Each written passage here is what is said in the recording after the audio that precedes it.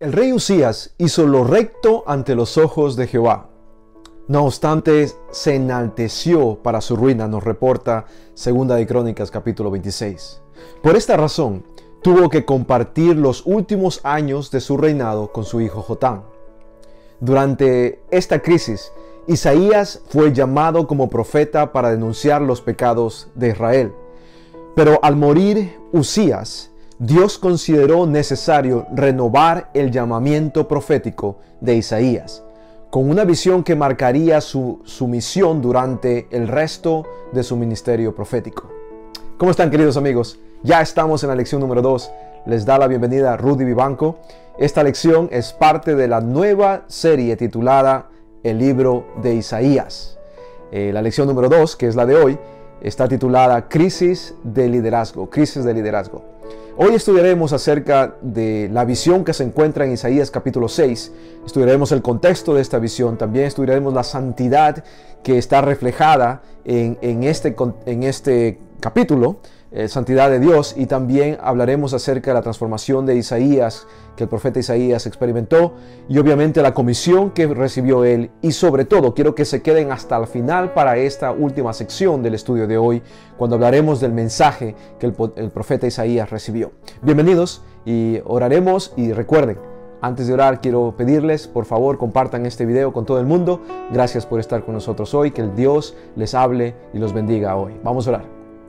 Querido Padre, estamos agradecidos nuevamente por esta lección número 2. Rogamos hoy tu bendición y tu enseñanza, Señor. Que tu verdad sea la que esté presente el día de hoy. Te lo rogamos en el nombre maravilloso de Jesús, nuestro Salvador y nuestro Señor.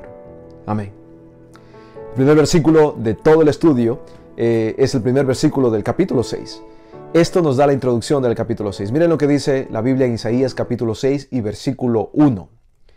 En el año que murió el rey Usías, vi yo al Señor, sentado sobre un trono alto y sublime, y sus faldas llenaban el templo. ¿Por qué es que Dios se revela de esta manera al profeta Isaías? ¿Por qué en este momento? ¿Por qué es que le muestra al profeta Isaías lo que el profeta Isaías vio en el capítulo 6? Eso es lo que vamos a estudiar el día de hoy, y quiero que mantengan el versículo 1 del capítulo 6 en sus mentes, porque esto que vio el profeta es algo importantísimo que tú y yo necesitamos entender. Vamos de una vez al estudio de hoy, pero primero, antes de que vayamos al capítulo 6 de Isaías, quisiera llevarlos a 2 de Crónicas capítulo 26.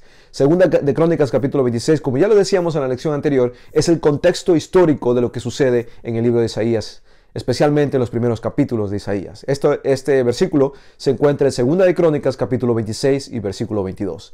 2 de Crónicas 26, 22. La Biblia dice: los demás hechos de Usías, primeros y postreros, fueron escritos por el profeta Isaías, hijo de Amós. Este es el contexto en el que la visión del capítulo 6 se encuentra. Como miembro de la familia real, Isaías tuvo un estrecho contacto con Usías. Usías fue un fiel siervo de Dios y recibió grandes capacidades, grandes talentos. Él era un estratega, era un constructor, era un agricultor. Esto es lo que nos dice nuevamente el contexto histórico que se encuentra en 2 de Crónicas capítulo 26. El capítulo 26, los versículos 5 al 7, el 9 al 10, el versículo 15 específicamente. Pero todo el capítulo 26 es un hermoso contexto para lo que estamos estudiando. Este rey Usías quiso ser más de lo que Dios le había encargado, lamentablemente. Él quiso llegar más arriba de lo que Dios con lo que Dios ya lo había bendecido. Él aspiró a realizar funciones sacerdotales. Recuerden, Usías fue separado para realizar una función específica, pero él llegó a ser tan bueno en esa función que quiso hacer otra más que Dios no le había pedido que hiciera. Él quiso realizar funciones sacerdotales. En la Biblia, Dios da funciones específicas a los reyes que no tienen que ver con las funciones de los sacerdotes. Básicamente, un rey no tenía que ser un sacerdote también, porque para eso Dios había separado a otro grupo de personas para que ocupen esta función. El resultado de esta rebeldía, básicamente es lo que fue, le trajo como consecuencia de esta rebeldía lepra. Esa fue la consecuencia de la rebeldía. Y pueden encontrar eso en el mismo capítulo, Segunda de Crónicas, capítulo 16, versículos 16, 19 y 21. Segunda de Crónicas 16, 19 y 21. ¿Por qué estamos yendo a Segunda de Crónicas? Les vuelvo a repetir, porque ese es el contexto histórico de donde se desarrolla el libro de Isaías, especialmente el capítulo 6 de Isaías que estamos estudiando el día de hoy. Durante este periodo donde él tuvo esta lepra, donde él quiso ir más allá de lo que Dios le había permitido, el pueblo pareció contagiarse de una lepra moral. Al mismo tiempo que el rey tenía una lepra física, parecía que el pueblo de Dios se contagió, pero con una lepra moral. Ellos necesitaban en este momento que un profeta de Dios viniera y les ayudara a despertarse del sueño profundo en el que se encontraban. Ellos necesitaban que Isaías les presentase al Rey Santo, puro, inmortal y perfecto. Y eso es lo que Isaías hizo. En el versículo 3 de Isaías capítulo 6, ahora veremos cómo Isaías nos da testimonio de la santidad de Dios, lo que él ve. Vamos a leerlo. Isaías 6:3. Esto es lo que la Biblia dice. Y el uno al otro daba voces, diciendo: Santo, santo, santo, Jehová de los ejércitos.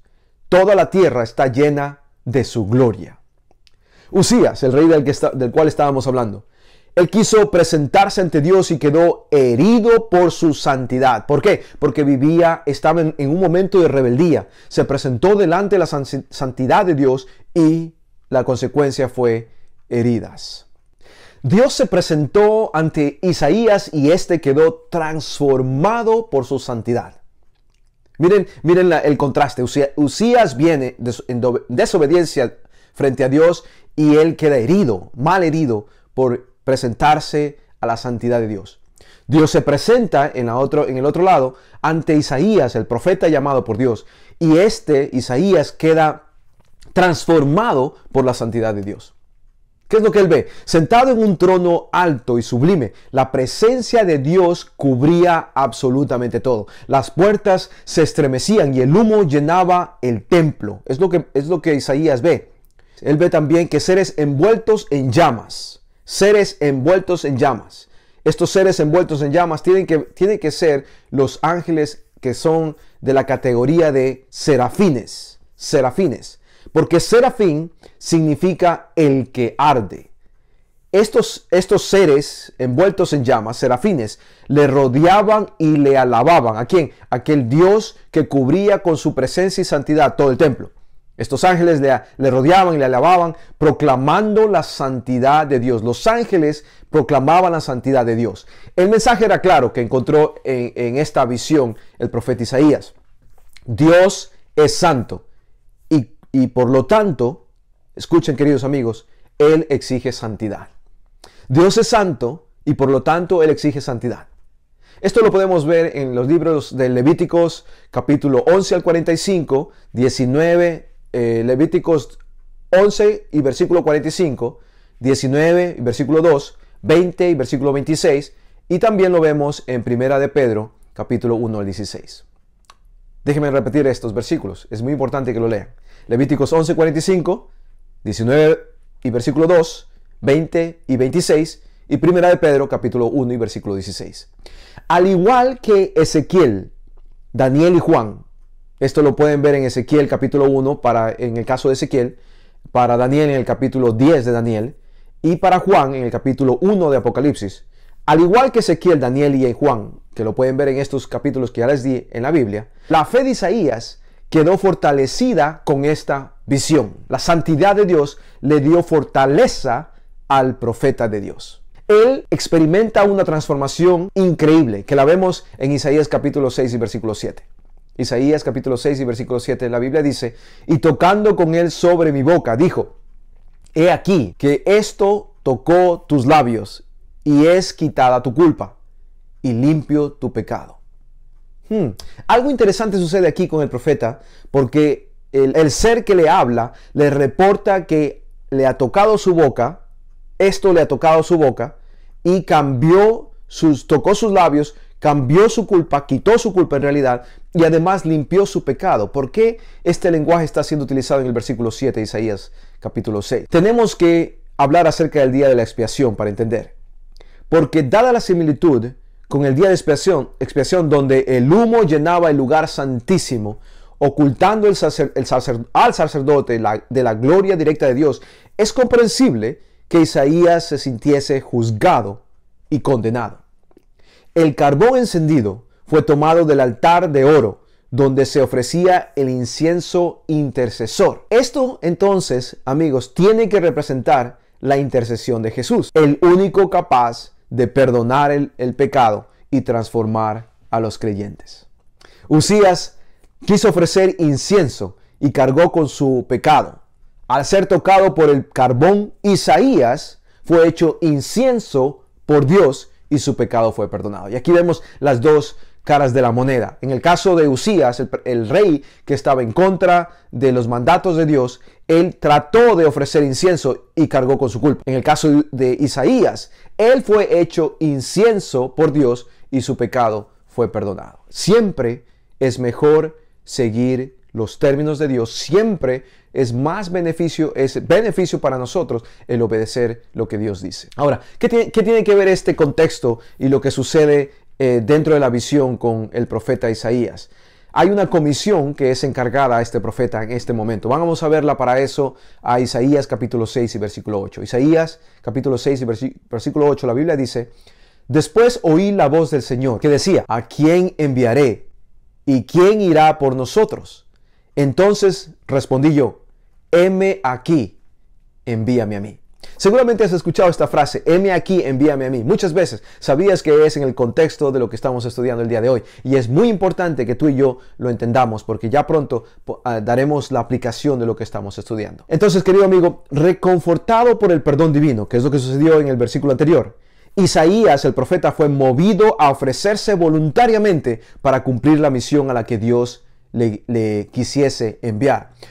Pablo, en el Nuevo Testamento ahora, nos insta a acudir confiadamente al santuario, ante el trono de Dios, y hallar gracia, porque allí se encuentra Jesús intercediendo por nosotros. Esto es lo que nos dice Hebreos capítulo 4, versículos 14 al 16. Hebreos capítulo 4, versículos 14 al 16. Después de todo, es en el santuario celestial donde el creyente encuentra consuelo para sus aflicciones y fuerzas para llevar adelante su misión. ¿Cuál misión? La misión de decirle al mundo que hay un Dios que está buscando por cada uno de los habitantes del mismo.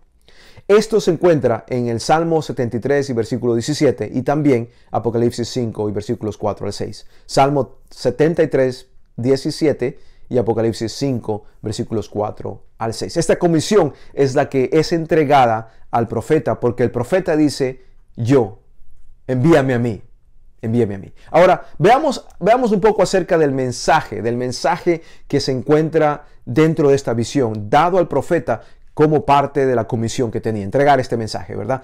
Para eso vamos al versículo 10 del mismo capítulo, Isaías capítulo 6 y versículo 10. Esto es lo que el Señor le dice a Isaías: engruesa el corazón de este pueblo y agrava sus oídos y ciega sus ojos, para que no vea con sus ojos, ni oiga con sus oídos, ni su corazón entienda, ni se convierta y haya para él sanidad. Muy interesante el mensaje, ¿no creen? El propósito de Dios es que todos se arrepientan y se salven. Eso es lo que Dios quiere contigo. Él quiere que nosotros experimentemos arrepentimiento. Y hablamos acerca de esto la semana pasada. El arrepentimiento simplemente nos pone a las manos de Dios. Y una vez que estamos en las manos de Dios, estamos en el mejor lugar que podemos estar. Así que ese es el propósito de Dios, es que todos nos arrepentamos y que todos nos salvemos. Juan 3:16, el versículo más famoso de la Biblia, es justamente, habla acerca de esto. Porque Dios habló de tal manera que Él dio a su Hijo, para que todo, tú y yo. También 2 de Pedro 3:9 nos habla acerca de esto. 2 de Pedro 3:9. Por eso, Él envía continuamente mensajes de represión a través de sus mensajeros. Y cada creyente, escucha esto amigo, cada creyente es un mensajero de Dios. ¿Sabías tú que tú has sido escogido para llevar un mensaje de buenas nuevas al mundo, a cada persona con la que tú te encuentres. Estos mensajes provocan dos tipos de reacciones. Cuando tú entregas el mensaje, cuando el profeta Isaías entregó el mensaje, dos tipos de reacciones siempre, con él y con nosotros. Número uno, que el mensaje es aceptado. Número dos, la otra opción, que el mensaje es rechazado. Al igual que ocurrió con Faraón, y ustedes se deben acordar, Faraón con Moisés, y Moisés fue mandado a liberar el pueblo y Faraón no quiso. Lo mismo sucede aquí, mire, al igual que ocurrió con Faraón. Cuanto más se rechace el mensaje, más se endurece el corazón. Mientras más digas no, más duro tu corazón se pone para escuchar la voz de Dios. Más además se cierran los oídos y más se ciegan los ojos. ¿Escucharon, amigos? Este es el peligro de decir no, no, no cada vez que Dios llama a la puerta de tu corazón. Porque mientras más rechazas, más se endurece tu corazón, más se cierran tus ojos, más se cierran tus oídos, y de esta manera tienes menos formas, o Dios tiene menos formas de comunicarse contigo y llamarte hacia su salvación. Los pocos que lo aceptan son llamados simiente santa. Esto es lo que Isaías capítulo 6 y versículo 13 habla. Simiente santa. La simiente santa es aquel que se ha arrepentido, ha traído sus pecados delante de Dios, ha aceptado el perdón de Dios y pasa a ser parte de su pueblo escogido, pasa a ser parte de sus hijos nuevamente. Y en este momento Dios te da un nuevo título: simiente santa. Así te llama Dios. A todo aquel que llega a ser partícipe de la gracia de Dios, escucha, el Señor le señala una obra que hacer en favor de los demás. Dios te ha salvado para, a través de ti, salvar a otros. Esa es la primera y más importante misión y comisión que tú tienes, querido amigo. Cada cual ha de ocupar su puesto, diciendo: heme aquí, envíame a mí. Ese es el mensaje que todos los días nosotros debemos dar al mundo, debemos darle a nuestro Señor cada mañana que nos despertamos. Heme aquí, Señor, envíame a mí, de acuerdo a Isaías 6:8. Al ministro de la palabra, al enfermero misionero, al médico creyente, al simple cristiano, no importa qué tú hagas, querido amigo, tú creyente, seas negociante o seas un agricultor, seas un profesional o seas un mecánico, a todos incumbe la responsabilidad de decirle a otros: Dios te ama y quiere salvarte. Es tarea nuestra revelar a los hombres y a las mujeres el evangelio de la salvación de Dios. Toda empresa en que nos empeñemos debe servirnos de medio para dicho fin. No importa lo que hagas para ganar el dinero que necesitas para sobrevivir en este mundo, por encima de ese trabajo, tú eres un misionero de Dios, y Él te ha escogido de la misma forma que escogió al profeta Isaías para llamar a su pueblo y alistarlo para esa eternidad que está muy pronto a empezar. Que Dios te bendiga.